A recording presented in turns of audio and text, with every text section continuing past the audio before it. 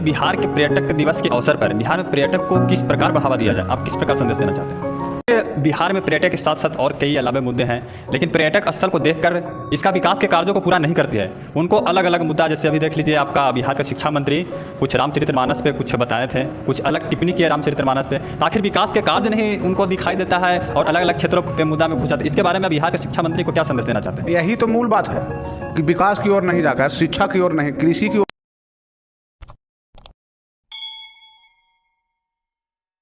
नमस्कार, मैं पुरुषोत्तम विश्वकर्मा। आज हम उपस्थित हैं संदीप सिंह समदर्शी जी के पास, जो जन अधिकार पार्टी के बिहार प्रदेश के प्रदेश सचिव हैं। आज हम इनसे खास बातचीत करना है। वो खास बातचीत है राष्ट्रीय मतदाता दिवस एंड राष्ट्रीय पर्यटन दिवस के बारे में। तो आइए हम बातचीत करते हैं। सबसे पहले आपका परिवर्तन तक न्यूज़ में स्वागत है अंकल। चलिए, धन्यवाद। हम आपके चैनल पर जितने भी अभी दर्शक हैं उनको हम अपनी ओर से नए वर्ष की ढेरों शुभकामनाएं देते हैं। आज राष्ट्रीय पर्यटन दिवस है और राष्ट्रीय मतदाता दिवस। हम इन दोनों राष्ट्रीय त्यौहार पर हम तमाम साथियों को, सूबे के नागरिकों को, देश के नागरिकों को और आपके चैनल के जितने भी सब्सक्राइबर हैं उन सबको हम बहुत बहुत शुभकामनाएं देते हैं। मतदान को लेकर भारत के नागरिक सशक्त हैं। हम मतदान कर महत्वपूर्ण योगदान लोकतंत्र को मजबूत के लिए हम सभी करते हैं। पर्यटन के क्षेत्र में हमारा देश पूरा विश्व में एक अलग पहचान बनाया है। विश्व विख्यात अनेकों धरोहर हैं हमारे देश के साथ साथ सूबे बिहार में। हम बिहार को ही बताते हैं, आप राजगीर को लें और वैशाली को लो, आप देव, उमगा, देकुल, इसको भी सरकार पर्यटन के क्षेत्र में इसको आगे बढ़ाए। हम इस चैनल के माध्यम से मांग भी करते हैं। आखिर बिहार के पर्यटक दिवस के अवसर पर बिहार में पर्यटक को किस प्रकार बढ़ावा दिया जाए, आप किस प्रकार संदेश देना चाहते हैं? पर्यटन के क्षेत्र में यदि हम पर्यटन को डेवलप करते हैं तो वहाँ हमारे बेरोजगारों को भी रोजगार सृजित होंगे। पर्यटन के क्षेत्र में बहुत तरह का उद्योग लग सकते हैं।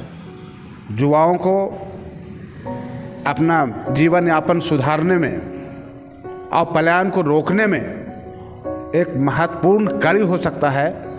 पर्यटन के क्षेत्र में यदि हम इसको डेवलप करते हैं और वहाँ एरिया में मैपिंग करके दुकानें और प्रतिष्ठान और लघु उद्योग, चाहे मिठाई के लिए हो, चाहे आइसक्रीम के क्षेत्र में हो या फिर भोजन के लिए, यदि आप चलते हैं नालंदा और वैशाली के बीच, एक भी ऐसा रेस्टोरेंट नहीं है जहां हम लोग फैमिली के साथ बैठकर खाना खा सकते हैं।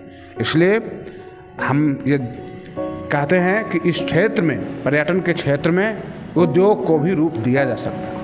आखिर बिहार सरकार इस पर्यटन के क्षेत्र में बढ़ावा क्यों नहीं देती है और इस पे बिहार सरकार आखिर ध्यान क्यों नहीं देती है?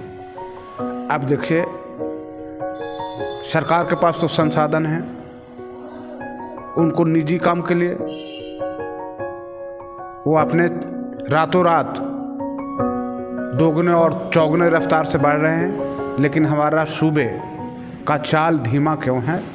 इसके लिए कहीं ना कहीं ये लगभग 30-40 वर्षों से जो सरकार है, एक सरकार की बात नहीं है, सरकारें दोषी हैं और नागरिक भी। जब जो 50 सालों से आज़ादी से आज तक जो जमे हुए हैं, जिसमें हमारा दल छोड़कर सभी दल किसी न किसी रूप में बिहार के और देश के सत्ता में रही है। जन अधिकार पार्टी ही एकमात्र आने वाले दिनों के लिए, सूबे के लिए विकल्प है। और हमारे नेता, जन अधिकार पार्टी के राष्ट्रीय अध्यक्ष आदरणीय राजेश रंजन उर्फ पप्पू यादव पर ही एक उम्मीद बनी है, जो 13,000 करोड़ लोगों को एक नई ऊंचाई के लिए, नई रोशनी के लिए आगे ले जाने के लिए एक जज्बा है।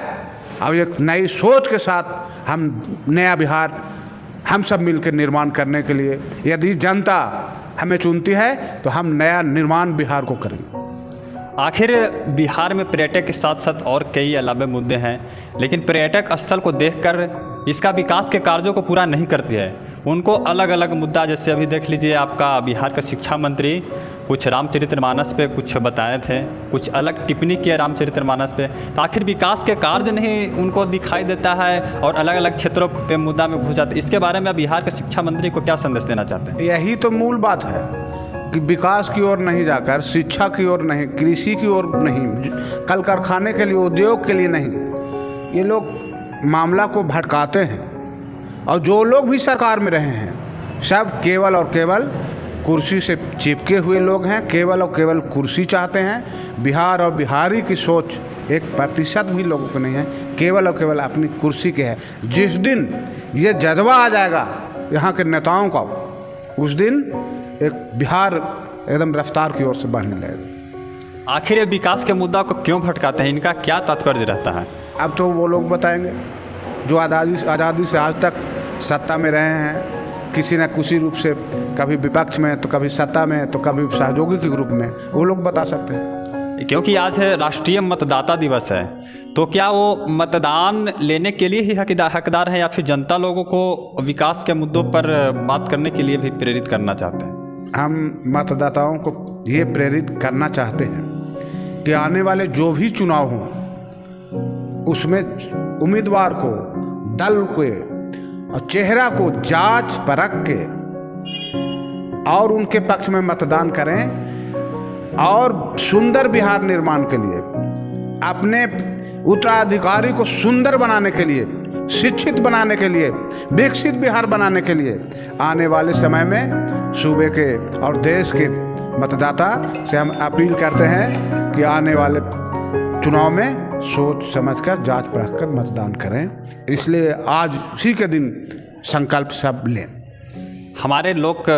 हमारे जन अधिकारी पार्टी के प्रदेश महासचिव संदीप सिंह समदर्शी जी ने कहा कि उसी को वोट दें आप सभी। एक मतदाता का कोई पैसा से नहीं खरीद सकता है, कोई किसी प्रकार के अति से नहीं खरीद सकता है। वो अपना विकास के प्रति जो विकास का कार्य करे उसी को मतदान दें। आखिर आप दर्शक लोग को क्या कहना चाहेंगे ये अधिकार के, वोट का अधिकार के बारे में? अधिकार जो भी 18 साल के युवा हैं उनको ये अधिकार प्राप्त है। और इसमें यदि युवा जो 18 से जो 40 साल के बीच हैं, यदि ये लोग भी एक तरफ एक नए निर्णय लें तो हम नया बिहार निर्माण कर सकते हैं। इसलिए सभी से निवेदन होगा कि जो विकास के प्रति कार्य करे उन्हीं को वोट दें। बाकी सर का जवाब, मेरा प्रयास कैसा रहा ये आप सभी कमेंट सेक्शन में कमेंट करके ज़रूर बताएं। अगर कोई सवाल रह गया हो तो अगले बार इनसे फिर इंटरव्यू में पूछा जाएगा। परिवर्तन तक न्यूज़ में आपको जुड़कर कैसा लगा? बहुत बेहतर लगा। हम तमाम दर्शकों को, आपके चैनल को पुनः हम बधाई और शुभकामना देते हैं। इसी के साथ वीडियो में आगे तक बने रहें। जय हिंद, जय भारत, भारत माता की जय।